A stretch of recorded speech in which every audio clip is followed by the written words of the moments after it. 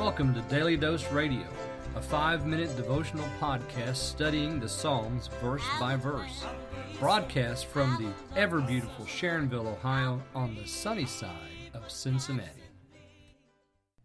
Hey there, welcome back to Daily Dose Radio. So glad you've joined me. This is Fair Trade Bible Study. Come on in here.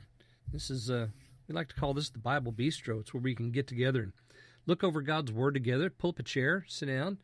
Today we're looking at verses 4 and 5 in Psalm 46. Psalm 46, verses 4 and 5.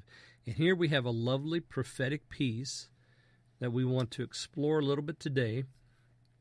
Let me read for you verses 4 and 5. There is a river, the streams whereof shall make glad the city of God, the holy place of the tabernacles of the Most High. God is in the midst of her. She shall not be moved. God shall help her, and that right early.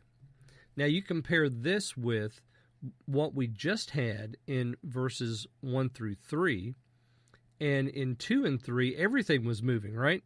I mean, we had the mountains carried in the midst of the sea, the waters being troubled and roaring, the mountains shaking with the swelling thereof. We have that, and now we have God is in the midst of her, she shall not be moved. So there's no motion where God is, but everywhere else, there's tumult. And we're going to see more of that even tomorrow. We'll look at that then. But this picture here gives us an idea of the place where there is no motion, where God is in charge. He is in the midst of this city, the New Jerusalem, and she's not going to be moved, even though everything else is upset around her. God shall help her, and that right early. So there's no waiting around now for help to come from the Lord, because He's right there. Notice verse 4. There is a river, the streams whereof shall make glad the city of God. Now, we're talking about Jerusalem, but we're not talking about the current Jerusalem, because there is no river in the current Jerusalem. But if you look forward to the New Jerusalem we have in Revelation chapter 22, and He showed me a pure river of water of life, clear as crystal, proceeding out of the throne of God and of the Lamb. In the midst of the street of it, and on either side of the river, was there the tree of life, which bare 12 manner of fruits, and yielded her fruit every month. And the leaves of the tree were for the healing of the nations. And there shall be no more curse, but the throne of God and of the Lamb shall be in it, and His servants shall serve Him.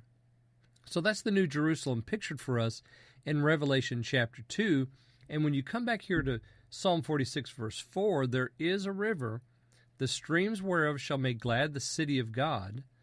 Well, there's no river there now, but there will be one day. After God recreates everything for His own glory, God is going to give us this new place where this river is going to be.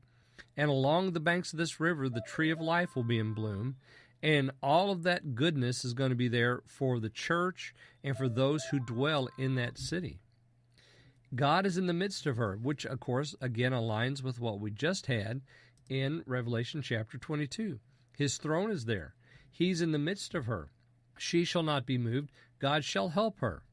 And so all that we read there in Revelation 22, verses 1, 2, and 3, really sort of take this picture that's been painted by the psalmist in verses 4 and 5 and carry it over into the New Testament as we look forward to that prophetic city that's going to come one day. Even while God remakes the earth, there's going to be that place, New Jerusalem, where He will reign. We're going to see His face there. We're going to rejoice before Him there. That is, the church will.